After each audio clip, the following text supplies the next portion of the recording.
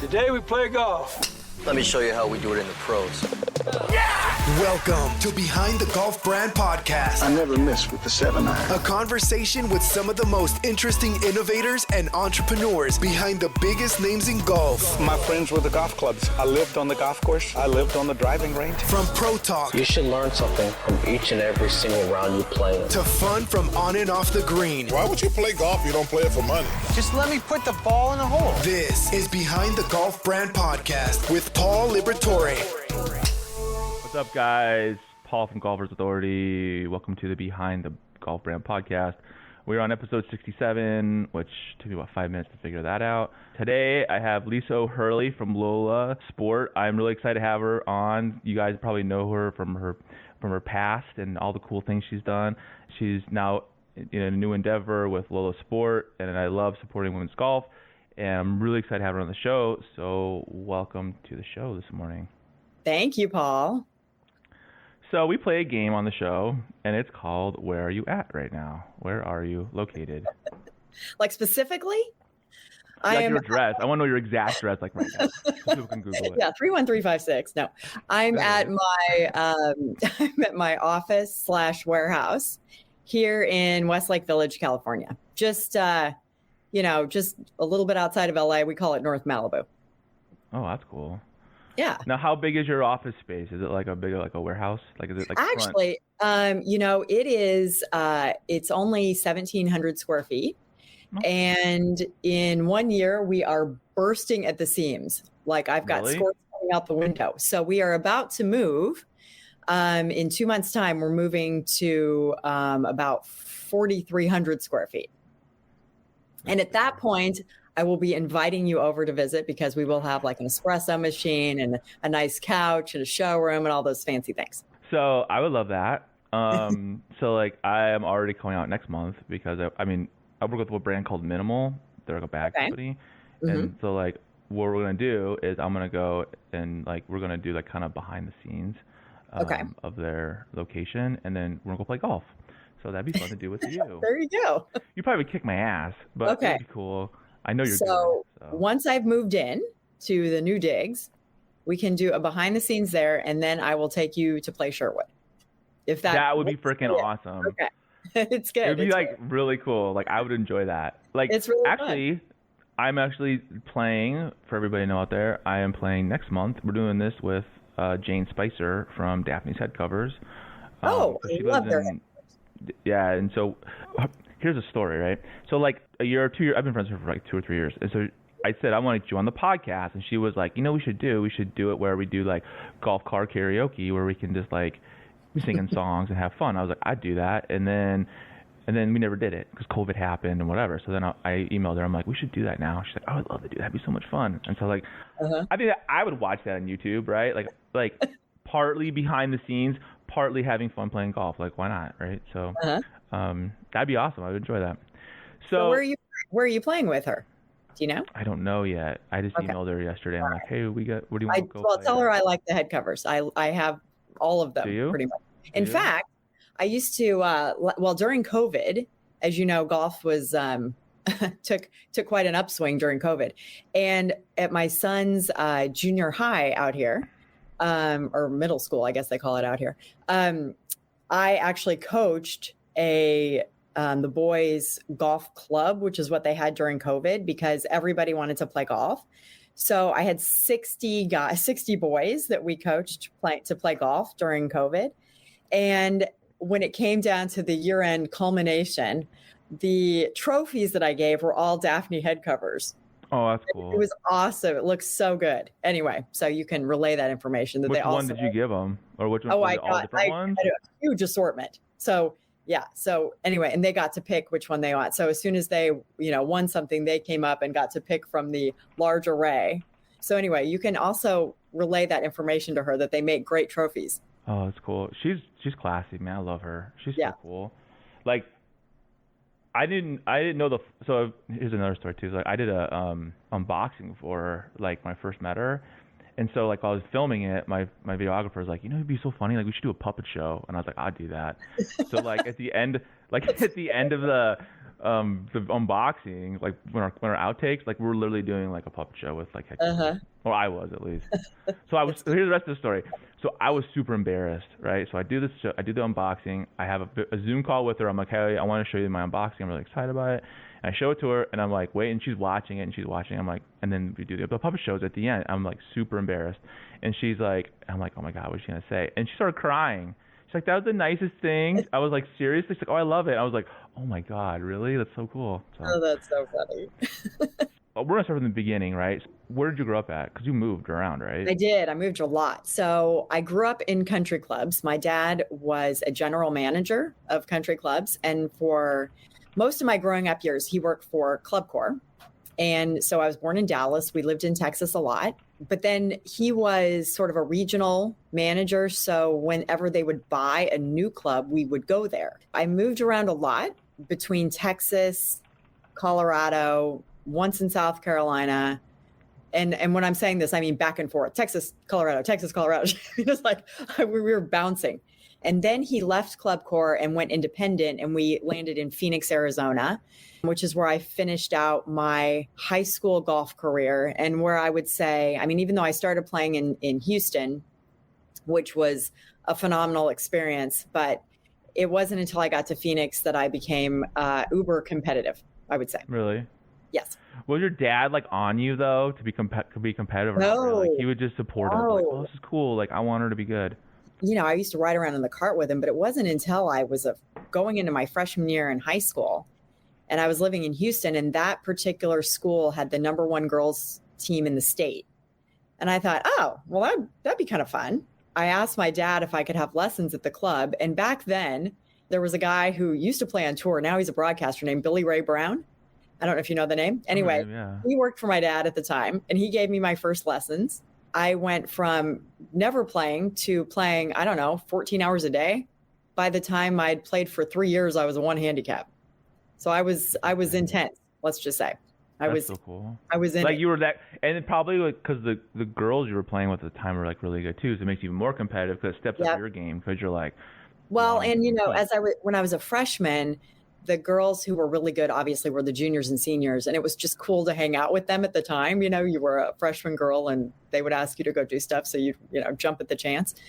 So I played a lot of golf with them, and then we moved to Phoenix, and the school that I went to in Phoenix was, pretty much a breeding ground for girls golf. And so it was very, very competitive, but in a fun way. I mean, we got out of school early every day because our team was that good. We had to be at the golf course. And it was a whole new world of golf that opened up to me when I moved to Phoenix. Like a different level. So when you moved out here to Phoenix, like where was your dad working at? He was at Phoenix Country Club.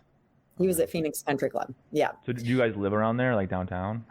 We lived, and my parents still have a house near the Biltmore area. So like 24th and Missouri. Yeah. It's a great area. It's so central to everything. Yes. Yeah. It's perfect. It's blown up. That area is like super huge now. Condo crazy. Like, yeah. Yeah. It's changed a lot. Like I have a client of mine who like literally bought his neighbor's house to knock it down into like, he does that. Like, and he's like, and he put, and he does that in Arizona. and he paid cash for his neighbor's house, and it was a lot of money. I was like, what the heck? It's changed. That whole area is blown up so much, and I don't know. Central Phoenix is really, exploded. So then, how long did your dad like continue with that? Is he retired now? Oh, no, he works for me now. For real? Yeah, for real. So, cool. Yeah, well, so you can imagine that being however many years. 35 years in the club business. And then my mom was a merchandise buyer. So even though they were never at the same place, for instance, when we lived in Phoenix, my mom was a merchandise buyer at the time at John Gardner's Tennis Ranch, which is now no, it's not Enchantment. I forget what it's called now. Anyway, Sanctuary. It's called Sanctuary. And then they moved to Vail for 20 years. And my dad was at Country Club of the Rockies and my mom was at Sonnenalp. So then when I was with my previous line that I was with GOLFINO, which was a European line that I brought over to the United States. So I started their business here and I needed help. And at the time, my mom was kind of like, her health wasn't that great living in high altitude in Vail. Oh, yeah. So because she has asthma, they both kind of talked about it and said, well, we kind of want to get to a lower climate anyway. They moved back to Arizona, started helping me with GOLFINO, and cut to however many years later. Now they work as a team, and they are my wholesale reps in California, Arizona, Nevada, and Hawaii. That's awesome. Yeah. That's like, and they know what they're doing too. That's the thing too. Like they really know what they're doing. They have tons. I love it. They're overqualified. Yes. Yeah. Like. Yeah, and they love it. Yes. So they just travel to the courses and like talk. Yes. And and they know everybody. Yeah. Already. Yeah. They know like everybody. there. Yeah. So it's very helpful having them on board. Yes. But when you were at your previous brand, though, they weren't helping you, right? That was kind no, of they were. They were. So yes, wow. Because when I got that brand, it was basically me and the whole United States. And the whole United States. It was a lot. It was a lot. And so they helped me with trade shows, and I wasn't in the production side there. I was just really in sales and marketing. So they helped with wholesale sales there. So it was a great transition then. You went to high school out here, and then you went to college. I know. Where did you go to college at? I went to Baylor, Sick and Bears. Hey. You're still like. You're extremely loyal to your college. I wear green underwear every day. Just kidding. I'm extremely loyal to my college. Yes. Did you play golf there too? Yes, I did. Mm-hmm. I played for 3 years. And then I quit my 4th year because I knew I didn't want to turn pro, and I was really involved in my sorority. And so sorority trumped golf in my senior year. But that was okay because, I did. It's funny. I didn't plan on going pro. And then it just so happened that while I was a senior, I read in the Dallas Morning News one morning about a golf television network that was being born. And I thought, that sounds fun. Sounds interesting. And so I put a few feelers out, and about 4 months later, I got hired in the very, very beginning of the Golf Channel. What year was that? 1990. I started 1995. Oh, wow. So we launched January 17th of 1995. I remember that. My dad was like addicted to it. Oh, yeah. A lot of people were. I think a lot of people were back then. Yeah, thankfully. So then what was your initial role there at Golf Channel? So I had 3 distinct jobs there, and I was there 11 years.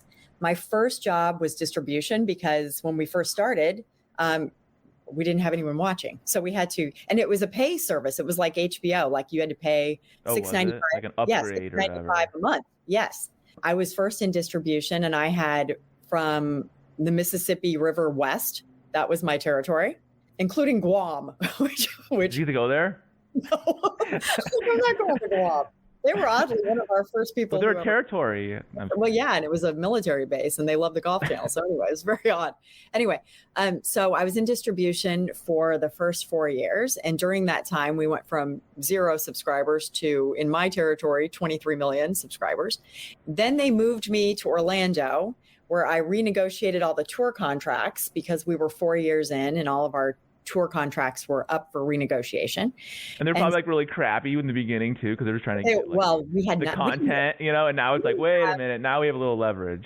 Paul, I kid you not, we didn't have one ticket. If I said, oh, we're showing the whatever it is, let's just say the, whatever open Dubai Masters, okay, because we had a lot of European tour back then. If we were to say, oh, can I get a ticket to that? We didn't have one. We had no access to anything.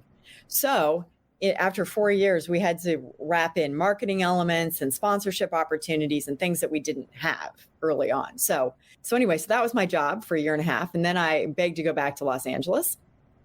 And so then I ran endemic sponsorship sales in the West. So basically it was all the golf companies. So every golf company, I ran their product placement, commercial placement, player placement. So Callaway, Nike, Adidas, TaylorMade, all of them. That was a big job, and could imagine. And it was a huge revenue producer because that was where the bulk of our revenue was coming from at the time.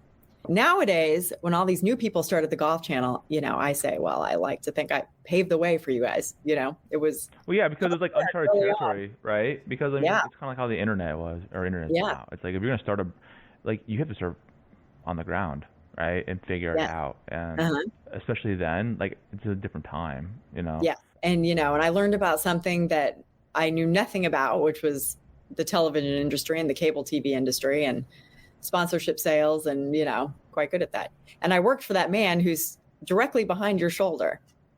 So tell me that. I want to hear that story. He was our favorite. Yeah, he was our chairman and on our board and very involved during my whole time there. And I was, you know, early on, I was in the Los Angeles office, but I used to, whenever time I would go to Florida, you know, after I first met him the first time, I don't know. I mean, I think, well, first of all, he knew I played golf, and there were very few women to work there then as well. But the fact that I could also, you know, really play golf well, hang and talk the talk. He and I just became very close over the years. Like in fact, when they moved me from Los Angeles to Orlando to renegotiate the tour contracts, it was him and our CEO who flew out to take me to dinner to convince me to move. So he was just, he was very, very instrumental in me being there. The kindest man I'll probably ever know. And I remember when, after Winnie had passed away, and he was about to marry Kit, who was his second wife, we were at our Golf Channel Christmas party, and I had just brought in my fiance, soon to be husband, John, and introduced the two of them for the first time. And I can remember Arnold was a little, you know, and he kind of took me aside and he says, okay, so you like him? I said, yes, I do. I think I'm going to marry him, Arnold. And he goes, well, maybe we should have a 2-for wedding. You know, we can get married the same day. I'm like, I don't think so. I think, you know, you might steal our limelight just a little bit. But no, he's such a wonderful person. And anyway, I love him. I'm so honored. So far. I'm so honored to have known him. Like really known him, not like, oh, I know him, you know, but like known really him as a person. To have known him. You know, I have some, one time in Scottsdale, when he was still playing on the Champions Tour, and I was early on at the Golf Channel, maybe I was there for 3 years, I don't remember, but I had gone out to see him, and, you know, he would give me tickets and things, which was great. And so I had took my parents out to walk around, and we were kind of, you know, of course, everybody wants to see him, and we're sort of against the ropes where, you know, he's heading to the first tee. And I remember this woman kind of like inching in on me, and she stepped on my foot, and she goes, excuse me. And she's like trying to get up there. And then he somehow sees me through the crowd and reaches in and pulls me under the ropes. And she looks at me like, what? Who are you? Anyway, it's just very funny. Did you walk with him? What's that? Did you walk with him then, or you said hi to you? No, I think I just said hi and then I went back. Cool. But yeah. I always loved him. I always thought like he's different. He's special. Very. He's so personable. I haven't met anybody who is of that importance that you can spend even 10 minutes with and you feel like they've enjoyed the time with you. Like he was not fake. He really made you feel special. I don't know. I think it's just who he is and where he grew up and his generation, and like I don't know. I think he loves the game, and I mean the game was built on his back, right? Like truly, yeah. Where it's at now, right? I mean, especially in television, you know, golf on television would not be anywhere where it is now, unless it was for him. So how'd you meet your husband? I'm gonna ask that question. I want to know. I just wanted to know because I was like, that's random. I mean. It is kind of random. So first of all, maybe you should. So my husband is, he was on Seinfeld. He played Jay Peterman, John O'Hurley, and he was also on Family Feud. And that's right. He wasn't he? Like the first season of Dancing with the Stars. So he's got, right. And he was like on a gazillion soap operas before I came into the picture. But how'd you meet him? I met him. Well, I live in LA. So first of all, there's a lot of people you meet, but I met him at a charity golf tournament for the ESPY Awards, actually. And were you at Golf Channel back then? Or I was at Golf Channel, and I took some clients to play in this event, and he was playing there as a celebrity. He wasn't in our group, but I met him at the dinner because he and I have a mutual friend in Billy Andrade, who's a tour player. As I was meeting him at some point, I said, oh, you and I share a mutual friend.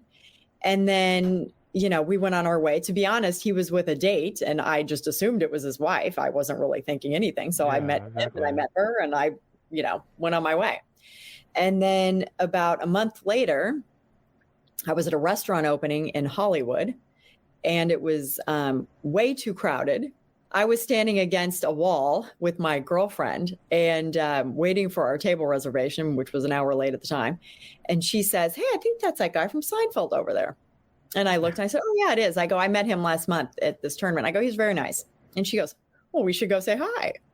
And I said, I don't want to bother him. And she looks and she says, he's standing at a bar by himself. I'm sure he'd want us to say hi. So we went over and I reintroduced myself. And then he asked me to play golf after, a quick chat. He asked me to play golf that week. So he was playing on Friday and he said, do you want to play? And I said, yeah, okay. So when I show up, I still think he's married to the girl that I met, You're waiting to find a foursome. Like, oh, yeah, I think I'm just, whatever. I'm just, and it wasn't like that unusual for me to go play golf with people. So I was, I wasn't thinking, oh, this is some date. So on the second hole, though, I said, so do you have kids? And he said, no. And I said, oh, well, how long have you been married? And he said, I'm not married. And I thought, oh, okay. I go, I'm sorry. I thought you were. And then on the seventh hole, he invited me to dinner that night at Hotel Bel Air, which is maybe the most romantic place in all of Los Angeles. So I thought, oh, this must be a date. So you put two and two together at that point. That must be a date. And literally, we were like together every day after that. It is connected. Like it just was meant to be. Yes, it was. So, how long you guys been married? 17 years. Oh wow. I know. I've been married 15 years, so I mean, you don't realize how fast time goes by. That's the thing. Like, I know. Yes. So then, how long were you guys together before you got married? We were together 6 months and got engaged, and then another 9 months before we got married. Yeah, it's pretty quick. That's really cool. That's just when I saw that, because I know I just think it's just an interesting story. I wanted to know, Yeah. I mean, I know, and like you said, it's LA, right? So like when you bump into people, and it's just normal. Yes. So then, when did you start at the next company after Golf Channel? Like, what made you decide to leave and start it? Yeah, I was still at Golf Channel when John and I got married, and then we had our son 2 years later, and I quit Golf Channel because I was traveling like crazy. And to be honest, I had done everything I could do for that company. Yeah, you've been there long enough, and you've accomplished so much, and then you're a mom, and you're like. So I decided to be a mom and be a wife and enjoy my time doing those things. And it wasn't until when our son Will was going into kindergarten, and then I was thinking, okay, I'm getting a little bit antsy to do something else. And during that time, John and I had been invited several years in a row to play in the Dunhill Links Championship in Scotland. Wow. Which, by the way, is the most magnificent tournament I have ever been to. So we played there. I played 4 years in a row. John played 7 years in a row. But during that time, we stayed at the Old Course Hotel. And in the Old Course Hotel, there is a GOLFINO shop. I am sort of a fashion gal and a golfer. And so I'd never heard of it. And I went in there and I just loved it. And so, year after year, I'd started bringing like empty suitcases because I knew by then I couldn't get it. And so I would just hoard it like a weirdo. And then after 4 years of that, I told John, I said, I'm going to go meet with them and see if I can start their business in America because it's that great. Are they a German company? Where are they from? German. Yeah, even though it sounds Italian. It's because they started in the 80s, and to be a good fashion brand in the 80s, you had to sound Italian or you had to be Italian. So they made it sound Italian. Naturally. Italians. Yeah, it was actually really great marketing. I did go meet with them. I think that they looked up what my annual spend at that store was, because I think they realized I was. They probably did. They looked at your receipts and they're like, "Holy crap!" And I also, let's talk to her because she spends a ton of money here. If we say no, she'll stop buying. Yeah, one of the times that I was. You kept them alive. You kept them alive for the early 2000s. Well, I did. I think I did. I kept that store afloat. So one of the times I was in Scotland, though, I also, because of the Golf Channel, the head of marketing for Titleist called me once, and she's like, "Lisa, we're filming this Titleist Pro V1 commercial while all the pros are there. Can you be in this commercial?" And I was like, okay. So I went to the GOLFINO store. I got all these new outfits and I wore them in these commercials. And I was in these commercials they ran for like 4 years or something. Wow. So of course I also, let them know that I wore their clothes in these commercials. But anyway, so I went over there fully anticipating for them to say no, but somehow they said yes. And then began my 7-year career with GOLFINO. What year was that? Here in the United States. I started 2013. Oh, wow. Yes. So they really had no presence in the United States then? No, zero. They didn't even have online then. They had nothing. For real? But they did have some brand recognition of people like me who had traveled and seen them, because in the world they had 30 freestanding stores. So, if you go to Paris, there's one. London, in London they were in Harrods, so people had. It's higher end. I mean, it's not very, like, yeah, it's not like basic. Yeah, it's nice stuff. They knew it enough at the key clubs where that's where I started, started getting into those clubs where people traveled a lot. And so then were they were they mainly green grass then? I would assume at like higher end clubs, like. Yes, exactly. I find really interesting, like I got a lot of brands, is that like the newer brands today completely overlook green grass and they're like, I'm gonna go online sales, but like the brands that are like really doing really well are doing green grass, and they have some like they're not putting all their eggs in one basket essentially. Right. Well, green grass is it's the bread and butter. It is. Yeah, it is. It is. And you gotta work it. Like you gotta like build those relationships. Like every single one. Like and I think people don't want to do that anymore. I think people are just like, I'm gonna just run ads. Yeah, no, it is a lot of work, but it's also those great relationships. And to be honest, these clubs, they market for you, which is great. You get into some of these wonderful clubs and they're displaying your merchandise, and it's so great for your brand because other people see it. So as a CEO of a brand, what do you feel is more important to somebody, like if they're green grass or big box retailer? Well, it all depends on the brand. I'm a green grass brand. I am not a big box retailer brand. And that's because it's just a little bit more upscale and it's a little bit more fine, let's just say. I get that. I have very fine Italian and French fabrics. Our manufacturing. You get what you pay for. Yeah, you do. Right? Yeah. And I feel like a lot of people feel that like when they get into big box, not saying they're like, they think, oh, I made it into wherever, name any golf store, right? And then I'm like, yeah, but your margins are cut like by more than 50%. Big deal, because who goes to a big box retailer anymore to buy golf equipment? Like nobody. Well, and the issue for me is that once you're in a big box retailer, and nothing against them, by the way, I visit the big box retailers all the time. That's where I get a lot of my staples that I need for golf. You all do, but or Amazon. No, actually I don't. I hardly buy anything on Amazon. I don't know why. Yeah, I'm like one of the few. Anyway, but once you are located in a big box retailer, then the private clubs don't want you so much. They want to have something that's unique and that you can't get. Right? Yes, you can't get everywhere. And so that's where we fall. That we're in that category. The next, like tiers, I guess you could kind of say. Yeah, absolutely. Everyone does online, right? But then it's like, where do you fit in the next level? Like, do you want to go big box retailer, or do you want? There's more clubs out there, right? There's more time investment, I would say, those relationships than big box retailer. I would think. I don't know. That's exactly right. I mean, not big box retailer. To be honest, not that I necessarily know, because I'm not located in any big box retailers, but I'm sure there's a lot of relationships to be made there as well. But yes, it's a definite one-on-one relationship when you're dealing with the country clubs. Yeah, and there's a lot of them. And let me tell you, you start to know their members too. Their members, you've got, Mrs. Smith, let's say, at Estancia, who wants, who loves our pant, and, she wants it in every color, and we need to let her know when it's, unveiled in the new colors. So, cool. You get to know. You get real fans members. At that point. You get real people that really, like how you were with GOLFINO, right? Essentially, like you're excited to see, like, oh, the new stuff came out. Cool, I want to see it. Like, I think might get lost. What made you decide to do your own brand? And when necessity, actually. It's funny. I had never ever thought about this in my life. So it was not a long time dream of mine. But when COVID began, GOLFINO, as I said, they had a lot of freestanding stores, and those all closing at one time was somewhat catastrophic. Was that for COVID, or is that because they decided to do that? No, it was because of COVID.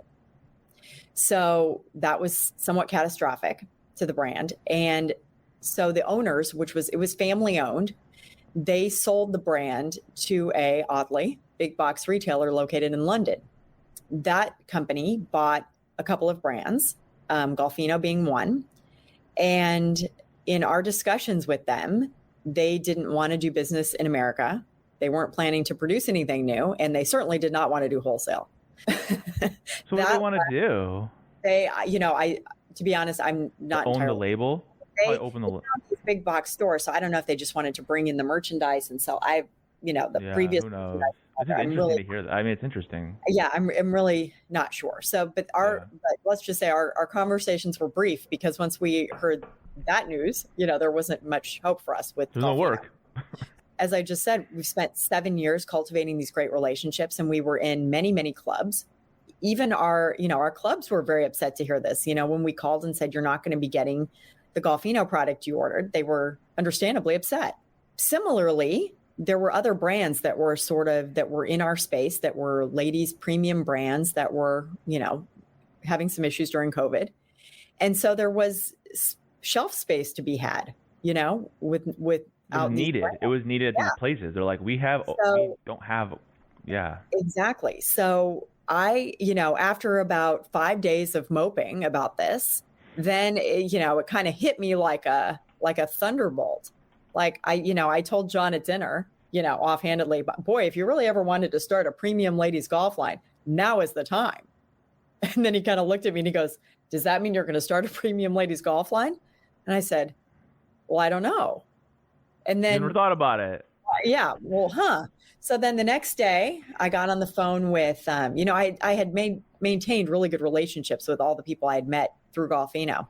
I got on the phone with my favorite designer, who had designed for GOLFINO, and prior to that had designed for Burberry. He's an English lad. Nice. Totally.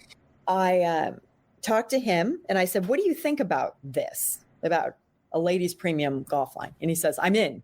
I mean, it wasn't even 10 seconds. I'm in. I said, okay.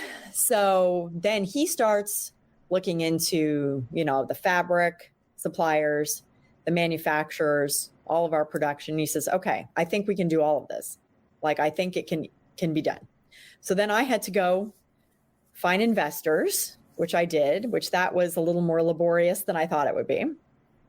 But nonetheless, I did. And I have 5 wonderful investors. And we started. And we started initially because we didn't have, there was a time, it felt like the clock was ticking. There was only that shelf space for that amount of time. Once it's filled, it's filled. Yeah. And golf was at a height, because of COVID. So everything was kind of snowballing. So we started literally with sketches, line sheet sketches. I had no samples. And we picked 70 of our best GOLFINO accounts and sent them to 70 people and said, will you buy this sight unseen? It'll be coming to you in, 4 months after we've made it, but will you buy it now? And out of 70 of our accounts, 51 bought it. And that's how we started. Holy crap. And I am so thankful for those 51 first customers that pretty much, I'll bend over backwards for them. whatever they want. Well, they supported you. Like, that's amazing.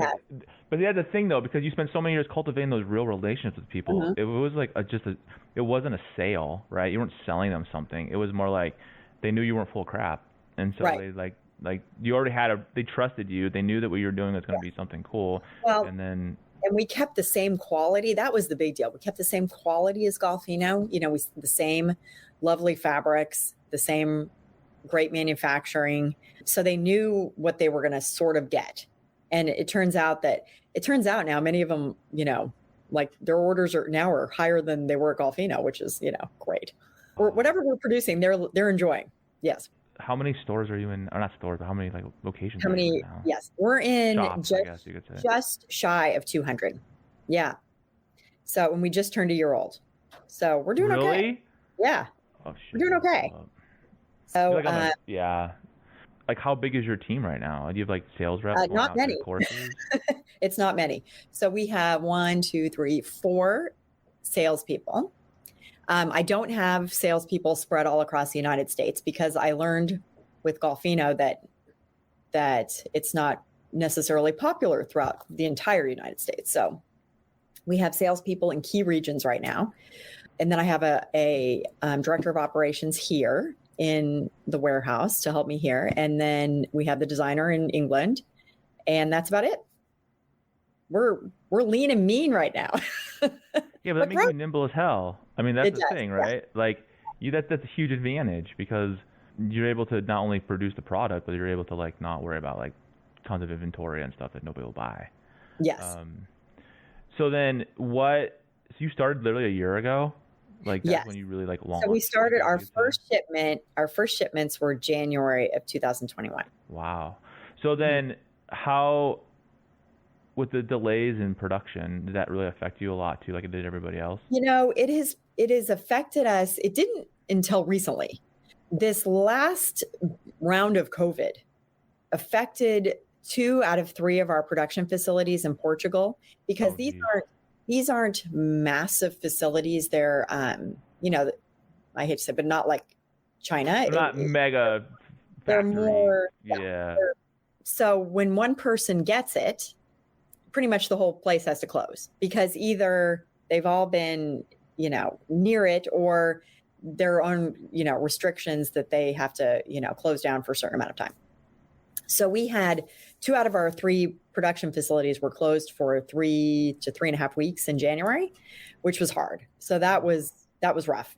And now they're back and producing, but we're getting things later than we should. So this is the first time that we've had that issue. You know, we fly everything over. We don't put that. Is all your stuff being produced in Portugal then? Yes, everything is produced. That's a massive advantage right there too.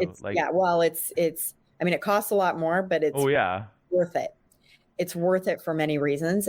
And then we also they do. They have really know what they're doing. Their shoes are like high quality. They are.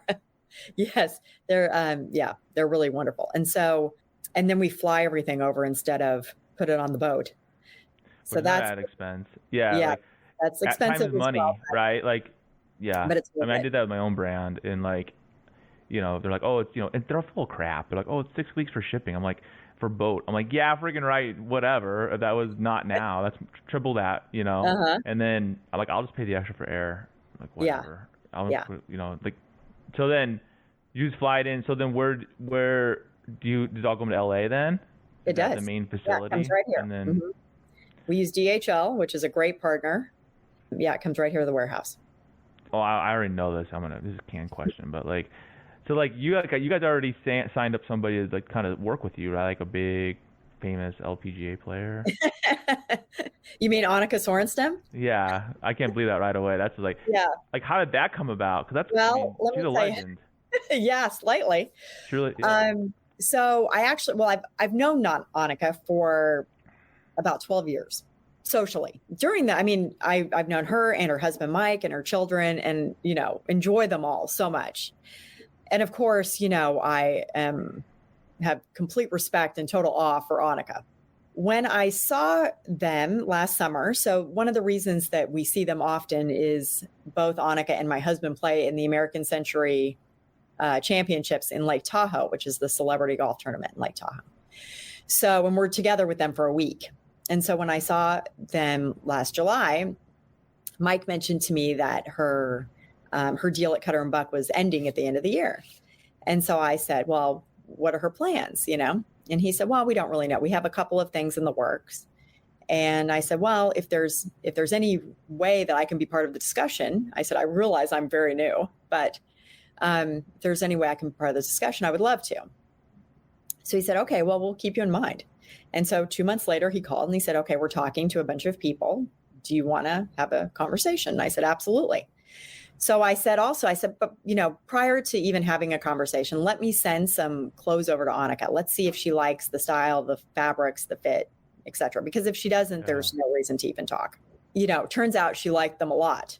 And Mike would send me, you know, snapshots here and there of her wearing our clothes, like just out and about, or you cooking like dinner. Normal. Like she really liked your clothes, not like, I like it because they're paying me. Yes. Yeah. And one of the things that was of interest to her is she mentioned to me that she felt like whenever she left the golf course, she always looked like she had a glove in her back pocket, meaning that the clothes that she was wearing looked so golfy that she couldn't do anything else in them. Mm-hmm. So one of the things that she liked about LOHLA Sport, and one of our key aspects when we design, is that they are so transitional that you can put an outfit on in the morning, you can do yoga in it, you can go to the gym, you can play golf, you can have lunch with your friends, she can give a keynote speech and then have dinner and not change. I mean, it's very hard to say that, to find clothes that are that flexible and stretchy and look good to do that. So she loved how transitional it was, because she's a busy girl. She's got busy days, and so she needed clothes to keep up with her. You know, long story short, there were several other contenders for her. I kept in there like a bulldog. You know, I want you, I want you, I want you. And yeah, it was pretty exciting news when they called me one day to tell me that she was going to choose LOHLA. So that's it was cool. And to be honest, it already, you know, the amount of congratulations that have come in and people taking note of LOHLA Sport because she's part of it is quite outstanding. I mean, I hadn't really anticipated what I'm seeing. I mean, we have some accounts saying, make sure that whatever she's wearing in the tournaments is on my order. And I wasn't anticipating that, you know, that they want to make sure that whatever she's seen in TV, they have it.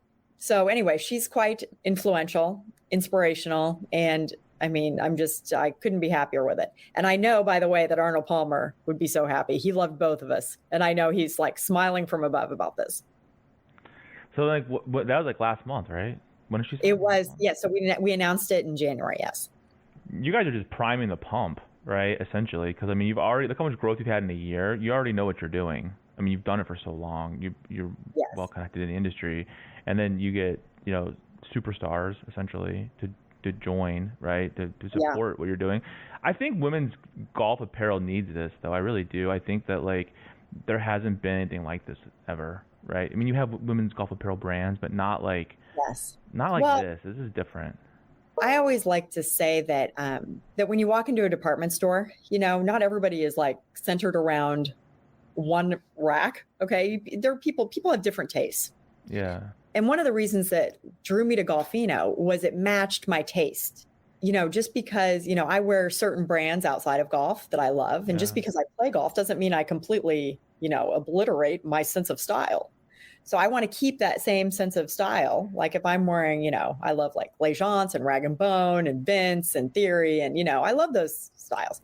So if I want to look sort of in a similar way on the golf course, that's what drew me to GOLFINO. And we kind of keep with that same mantra, maybe even a little bit more so. You know, we've got even more technical fabrics. And I think that LOHLA is a bit more wearable than GOLFINO was because it isn't quite as European.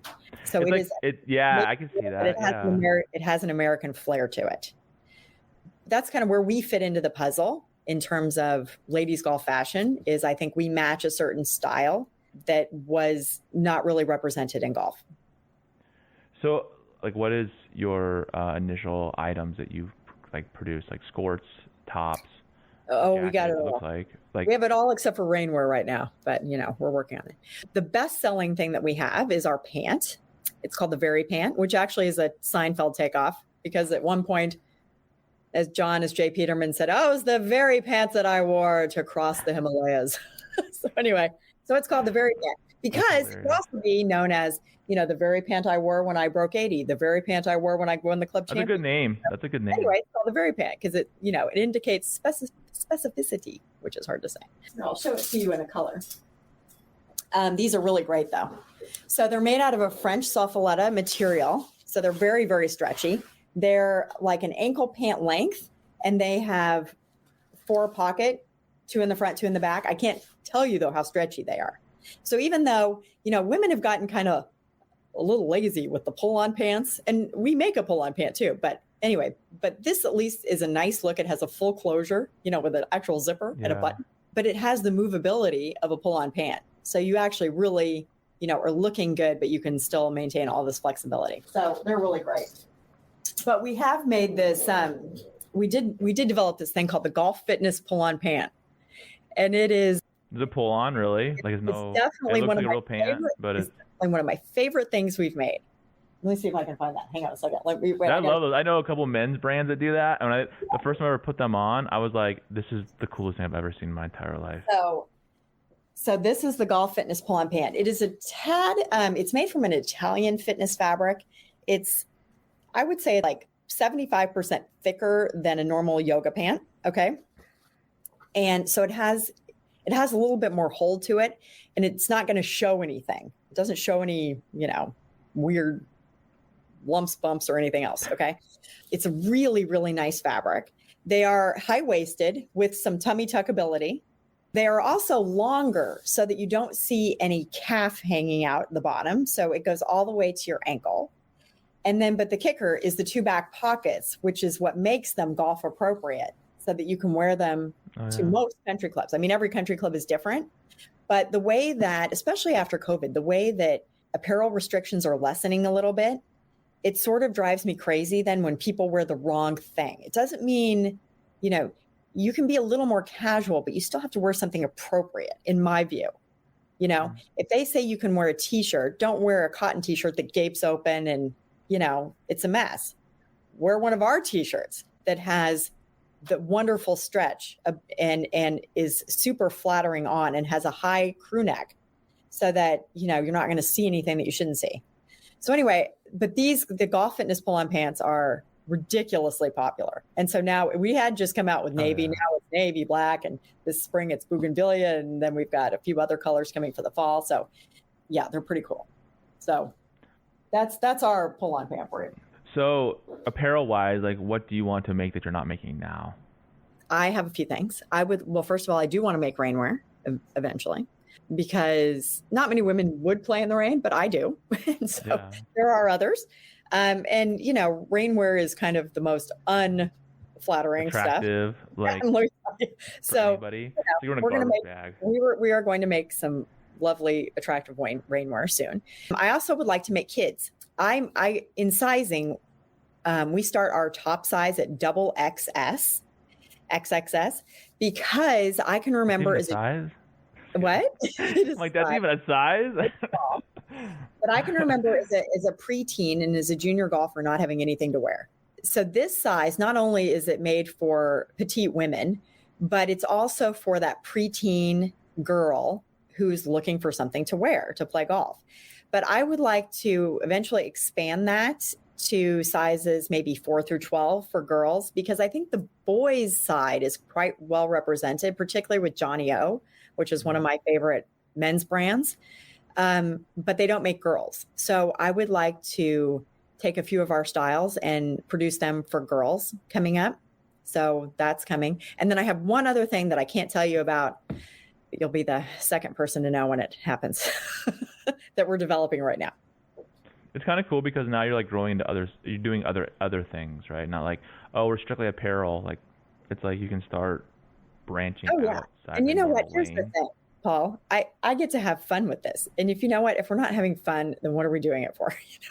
I get to call a pant the very pant and make, goofy claims about it. It's a creative process, right? And you're enjoying it. It's not like I'm doing it to make a check. It's very like I'm having fun. Like, this is fun for me. I can take 25 years of my experience and do this. And you have a lot of help, you have like more control as to what you want to do, not just trying to sell somebody else's design and be like, oh yeah, that's great. Like, so then what are your plans for this year? Like, is there big plans for you guys? Like you haven't announced anything, but like, have you already released your spring line or is that coming out soon? So spring is starting to deliver now. We're in the middle of selling fall. So, we pre-sell that to the club. So we're in the middle of doing that. So I don't know if you knew this, last year we had an Indy car as well. So we had our brand on an Indy car at the Indy 500, and we are still part of this motorsports company. Trust me, there is no clear tie between ladies golf apparel and motorsports. And that's what I love about it. that it's something that is so voraciously popular, right? And as popular as golf, but in a totally different sector, but it's still sport related. And I want to be a friend to all sports. That is my thing. We've become involved in this motorsports group. And so we are still kind of, we think we're going to do Indy this year, but it might be deferred to next year. But nonetheless, we're doing 4 IMSA races, which we've just done the 24 hours at Daytona. Clearly, it's not me racing the car, but Stephen Wilson, cool. English, and he's fantastic. So anyway, there's a race team. We're part of it. That is going on this year. And then, of course, whatever Annika wants to do. But we're also, actually, let me tell you one thing that we're doing. This is really cool. This is the first time I've ever said it to anybody in the media, Paul. Okay. I'm just Paul from Media Paul. So I have been a club champion before, at my country club. While that is very exciting and you get a nice trophy, I always felt like, you really should get other things. So this year, for all of our accounts, all of our wholesale accounts, whenever they announce a club champion, we are going to be sending a gift, a LOHLA Sport gift. Oh, that's Congrats. really cool. You've created, you've done a really great brilliant. job. Okay, so you're going to, well, it's kind of important. Okay, these women work hard to win their club championship. I know. Now that idea has grown some legs to where at the end of the year, we're going to have a year-end culminating tournament of club champions where all of these ladies are going to be invited together to compete against each other. And Annika is going to host it. Oh, wow. And she will give a clinic and then give out our prizes. And we will be able to say that in our room, we have a room full of champions, including, of course, that Annika. is so freaking smart. That is really smart. Exciting. That is. I'm really excited about it. I want to celebrate competitive golf. I want to celebrate ladies competitive golf. And just because, you're past college age, you're still competitive. You still have that fire inside you to play well. So I want to celebrate that. Smart. That's really smart. I think that's a really good idea because no one's ever done that. Not even in men's. I don't think they have. I'm not going to. I'm aware of. Not that I'm not aware of. I've never heard that. I mean, maybe I'm not, but yeah, I'm definitely not aware of it either. But I'm not going to claim it as my. It's a really good way of giving back too. And then talking about brand loyalty. I don't know. That's just really smart. That's next level smart. So. Thank you. Yeah, I'm excited about it. No, for real. That's really smart. Because it's the thing too. I think people want to do stuff like that, and they have that idea, but you're actually doing it, right? That'd be a good idea. We should do that, and then it'll never happen. Yeah. Wow. Yeah, it's gonna be a lot of fun. Cool. I'm excited, and then hopefully, we might only get a few ladies to come this time. I mean. Oh yeah, right. That's not gonna happen. but hopefully it'll.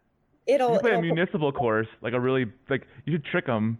And you should play the worst course in California and be like, oh, here it is, the fancy course. It's a 1-star course. That'd be. No, we will host it at one of our wholesale accounts. We will host it there. We're still now we're in talks with 3 of them about the location of this tournament. I mean, it's all good publicity for them, anyways. I mean, seriously. Yeah, I hope so. I hope they see it as that. Well, I'm really excited to have you on the show today. I think what you've done in your career is special, and I think honestly, based on what you told me today, you guys are gonna be huge. I already know it. I hope so. A couple of years, you'll be I've been waiting for a brand like this in women's sport apparel. For real, I haven't seen like I said earlier before the show. There's not a lot, right? And men try to make women's clothing, right? They'll try to add it into their stuff so they can make a sale for women, but it's it doesn't work. Right, because it's not like they understand it. They're just doing it because they're trying to sell product. It is fascinating because you're doing it the right way, and you're bringing your expertise. Your designer what he's done. You're getting it made in Europe, not crap. It's high end stuff, and you're doing green grass. And I mean, what percentage do you think that the online versus green grass is? Probably 95% grass, 5%. Yeah, for me, for me right now. I mean, the online will grow as our brand recognition grows, but currently it's somewhere between 5 This is so cool because you don't see a lot of brands doing that anymore. You just don't. I've talked to a lot of brands, and very few brands are doing green grass, and the ones that are, I'm that's awesome because I just feel like people are lazy. They don't want to make those relationships. They're just I'm just gonna run ads on Facebook or whatever, and I'm just gonna try to sell my product, and it's whatever. But Well, thank you for being on the show today. Thank I really you, enjoyed Paul. the conversation. And Me too. I hope to play golf with you sometime. And We will do it. you can embarrass me about how good you are. Because you're like Scratch, right? I bet No, you're Scratch. I'm like 5 now. Yeah. Don't tell anybody. Hope to have you on the show again in the future, maybe another year from now when you have more stuff. You know, I already know this. You guys are gonna be big. I already freaking know it. I can tell which. No, I'm not just saying that. I don't say it to everybody. When I hear certain things, I'm like, oh yeah, they're gonna be big. You know. So, but thank you for being on the show today. I appreciate it. Thank you. I appreciate it. I look forward to meeting you in person sometime. Where can people find you? So online at LOHLASPORT.com, and it's LOHLA. So it stands for Lisa O'Hurley LA. I didn't ask that question. Oh my god. Actually, I my was going son. to ask that. That was the one I was going to ask you. Okay. My son thought of that, which is hilarious, and that was his cool, yeah. his 13-year-old contribution, which was a big contribution, by the way. He recognized that I sign everything LOH, and he's like, "You need to put that in there." Like, okay, and then he came up with. I was going to ask you that. I really was. I was like, how did she come with that name? It's like. So it's that. Well, because people told me my name should be in it, but I'm not that kind of person, you know. So my son said, "Well, why don't you just have your initials in it?" So anyway, it kind of took off like really that. cool. So it's LOHLAsport.com. And then you can find us also in, 200 fine golf shops. And if your golf shop doesn't have it, please ask your merchandise buyer to take a look at it. Yeah, check them out, my lady listeners. Seriously, this is cool stuff. Well, I will see you guys in the next episode. Thanks for listening to another episode of Behind the Golf Brand Podcast. You're gonna beat me at golf? Stay connected on and off the show by visiting golfersauthority.com. Don't forget to like, subscribe, and leave a comment. Golf is always more fun when you win. Stay out of the beach and see you on the green.